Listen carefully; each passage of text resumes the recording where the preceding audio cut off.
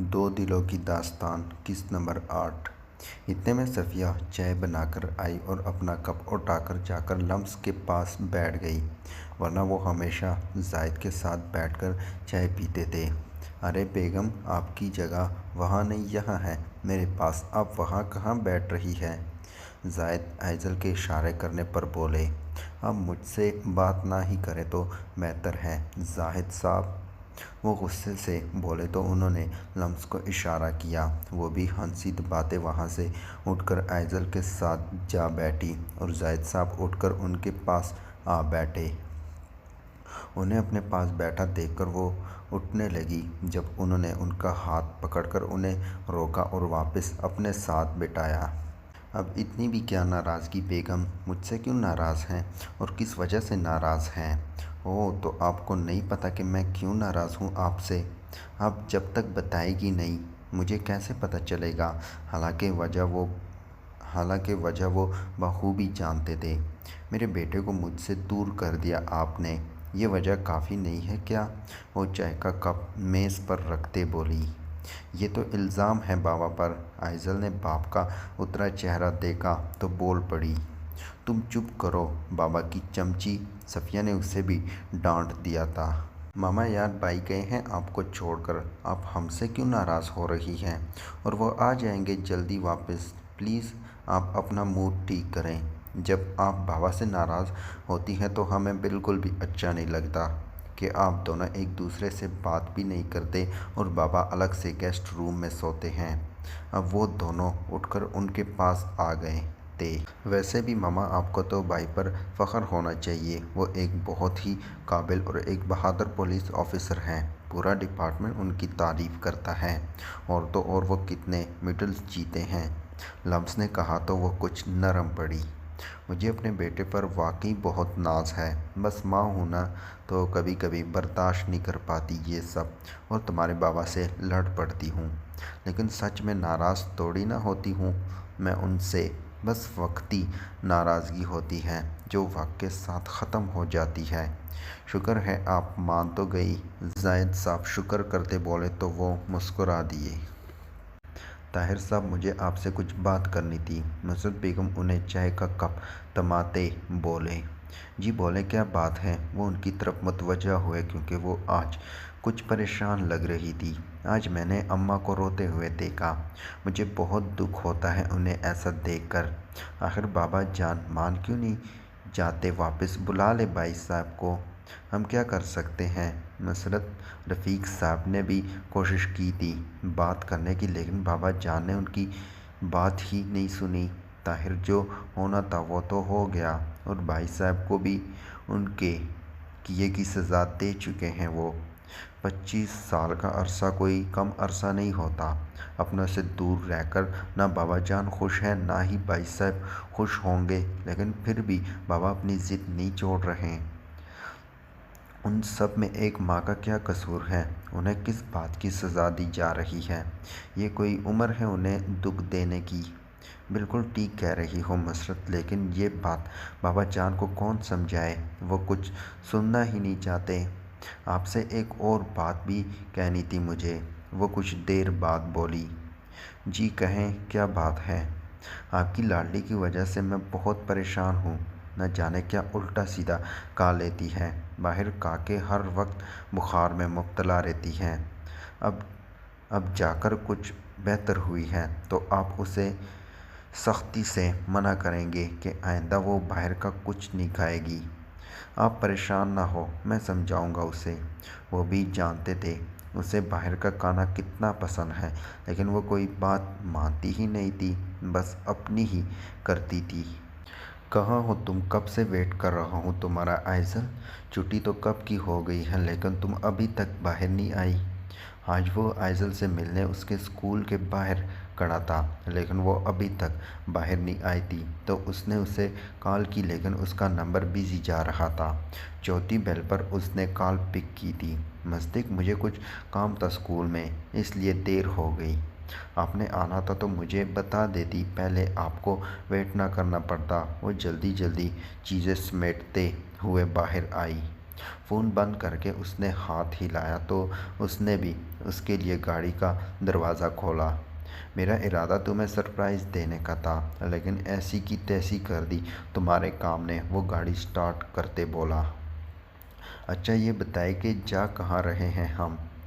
यार पहले तो कुछ खाते हैं, ऑफिस से सीधा यहीं आया हूँ मैं। फिर उसके बाद सी साइड चलेंगे। उसने अपना प्रोग्राम बताया। ओके जैसे आपकी मर्ज़ी। उसने मैसेज करके लम्स को बता दिया था कि वो आज लेट आएगी। वो दोनों पहले एक अच्छे से रेस्टोरेंट आए थे और अलग से एक टेबल बुक करवाया था ताकि कोई डिस्टर्ब ना कर सके। ऑर्डर देने के बाद वो उसके काम के बारे में उससे पूछने लगा। हैज़ल ये जॉब क्यों कर रही हो तुम? मतलब तुम्हारे बाबा की बैंक में इतनी अच्छी पोस्ट है और तुम्हारे भाई की भी जॉब है, तो तुम फिर क्यों ये जॉब कर रही हो? वो जानना चाहता था कि कहीं किसी मजबूरी में तो वो जॉब नहीं कर रही। ये जॉब करना मेरा शौक़ है मज़दिक। भले ही बाबा और भाई की बहुत अच्छी पोस्ट पर जॉब है, लेकिन मुझे अच्छा नहीं लगता कि अपनी ज़रूरियात को पूरा करने के लिए उनसे कुछ भी मांगूं। जब अल्लाह ने सलाहियत दी है तो क्यों ना करूं मैं जॉब। वैसे भी पढ़ाना मुझे बहुत अच्छा लगता है। मैं तो शुरू से ही बाबा को कहती थी कि मैं पढ़कर टीचिंग करूंगी। एक बात कहूँ, तुम बुरा तो नहीं मानोगी? वो कुछ झिझकते बोला। जी कहें, आपको कब से इजाज़त की ज़रूरत पड़ गई? इतने में वेटर खाना लेकर आया तो वो चुप हो गए। शुक्रिया, वो वेटर से बोला और उसके जाने के बाद अपनी बात दोबारा कही। ऐसा मुझे गलत मत समझना, लेकिन मुझे तुम्हारा जॉब करना अच्छा नहीं लगता। देखो मुझे कोई तंग ज़हन ना समझना, लेकिन मैं चाहता हूँ कि तुम घर रहो। भले ही घर रहकर कोई भी जॉब कर लो, मैं चाहता हूँ तुम कंफर्टेबल रहो, तुम्हारे तमाम तार ज़रूरियात घर में रहते ही पूरे हो जाए। देखिए मज़दिक, मैंने आपको पहले ही बताया कि जॉब मैं अपने शौक़ की वजह से कर रही हूँ, और अगर आपको मेरा जॉब करना पसंद नहीं है तो ठीक है, मैं शादी के बाद जॉब छोड़ दूँगी, लेकिन जब तक शादी नहीं हो जाती तब तब तो करने दें प्लीज़।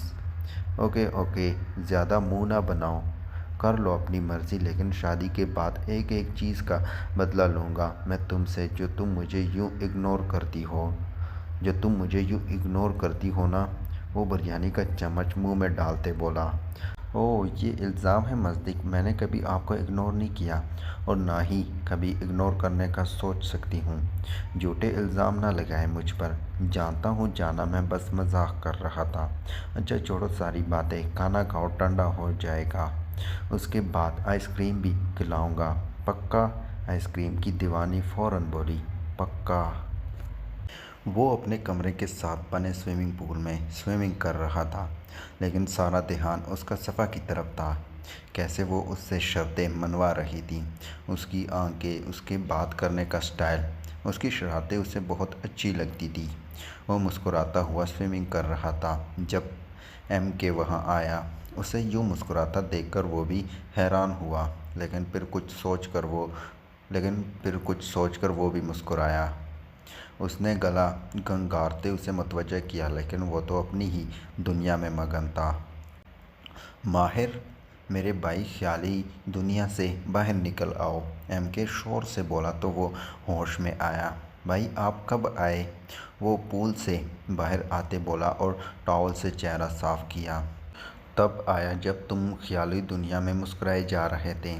अरे नहीं भाई, ऐसी तो कोई बात नहीं है, मैं तो बस जानता हूँ, सब जानता हूँ, तुमसे बेखबर नहीं हूँ मैं। माहिर ख़ान, जिस दुनिया में तुम खोए हुए थे ना, वो दुनिया वाकई में बहुत खूबसूरत होती है कि इंसान बस कुछ देर के लिए उसी दुनिया का होकर रह जाता है। और ऐसा तब होता है जब उस दुनिया में एक खूबसूरत सा इंसान बसता हो।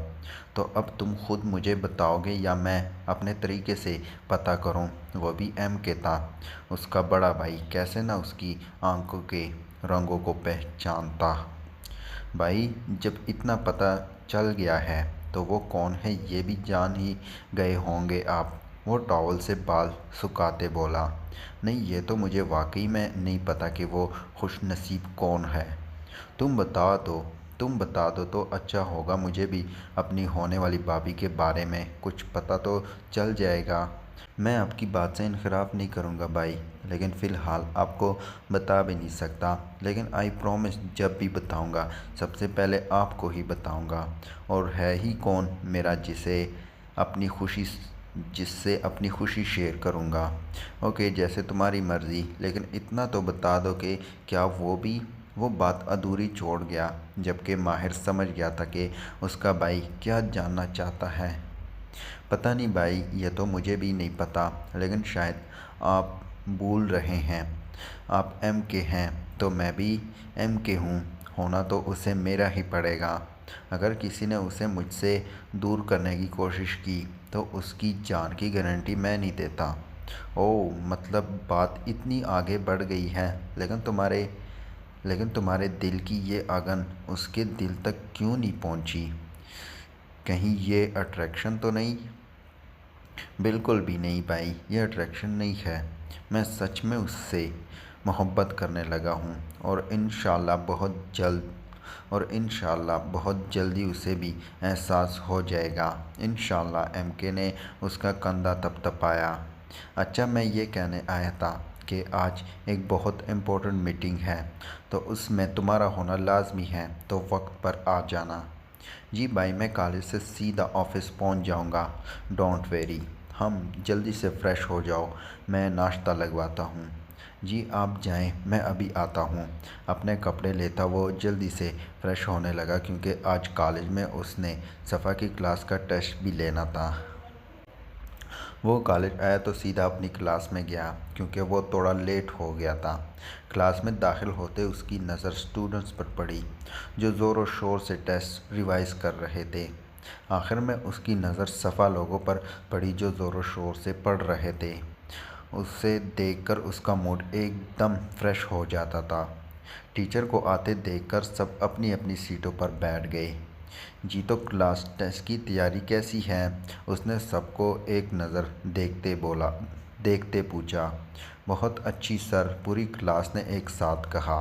गुड, चले अपनी शीट्स निकाल लें।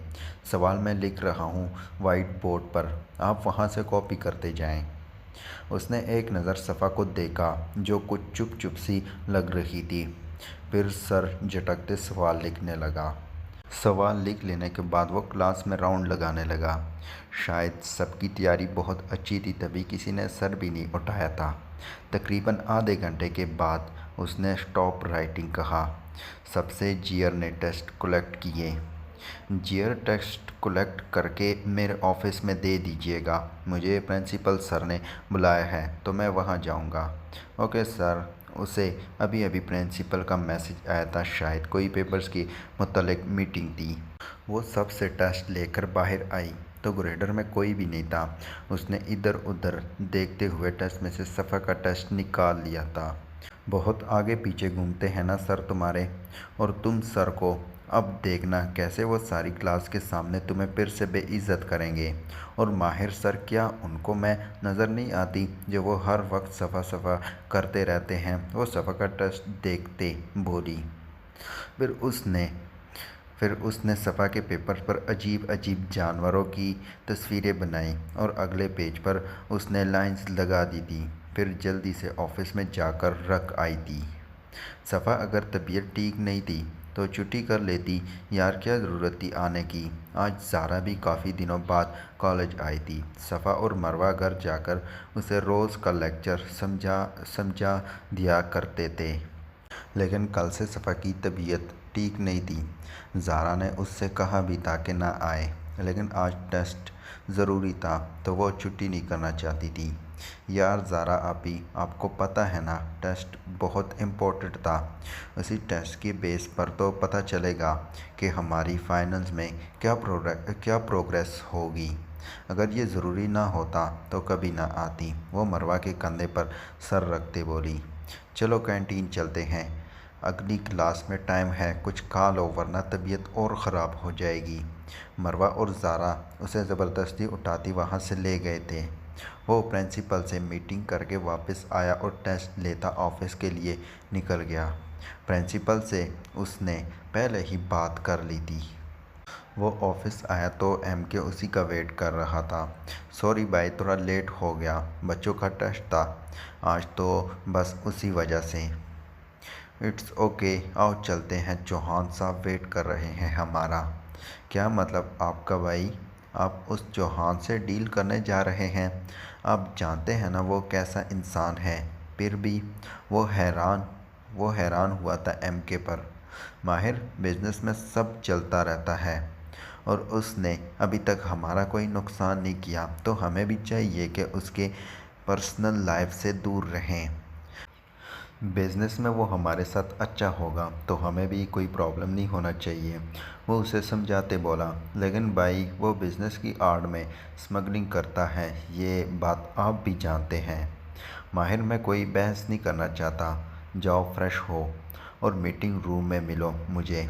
एमके फाइल्स उठाता वहाँ से चला गया, जबकि उसके दिमाग में क्या चल रहा था माहिर नहीं जानता था। कुछ ही देर में वो भी फ्रेश होता उनके साथ मीटिंग अटेंड कर रहा था। मीटिंग बहुत अच्छी मीटिंग बहुत अच्छी रही थी। सबके जाने के बाद चौहान साहब, माहिर और एम के अकेले रूम में रह गए थे। वैसे ये बिज़नेस आपके वालिद ने शुरू किया था और आज देखें कहाँ से कहाँ पहुँचा दिया आप दोनों भाइयों ने उसे। मुझे बहुत खुशी होती है तुम दोनों को यूँ मेहनत करता देखकर। चौहान 50 साल का एक मोटा सा आदमी था। बिजनेस में उसका अलग नाम था, लेकिन एमके के मुकाबले में कम था। इसी वजह से वो एमके से डील करने आया था, क्योंकि उसमें उसे करोड़ों का फ़ायदा था। जी, ये बिज़नेस बाबा ने ही शुरू किया था, बहुत मेहनत से, लेकिन ज़्यादा अरसा दे नहीं पाए इस बिज़नेस को। लेकिन हमारी पूरी कोशिश है कि हम उनके जवाबों को पूरा करें, माहिर ने जवाब दिया, क्योंकि एमके तो ना जाने चौहान के चेहरे पर क्या ढूंढ रहा था। लेकिन मुझे एक बात का बड़ा अफसोस होता है। कैसे? बेदर्दी से तुम्हारे ख़ानदान को मार डाला दुश्मनों ने। वैसे मैंने ये भी सुना है कि तुम्हारी माँ के साथ काफ़ी दफ़ा। बस अभी उसकी बात भी पूरी नहीं हुई थी जब माहिर ने उसको कॉलर से पकड़कर कुर्सी से उठाया। तुम्हारी हिम्मत भी कैसे हुई मेरी माँ के ख़िलाफ़ बकवास करने की? मैं जान से मार दूंगा तुम्हें।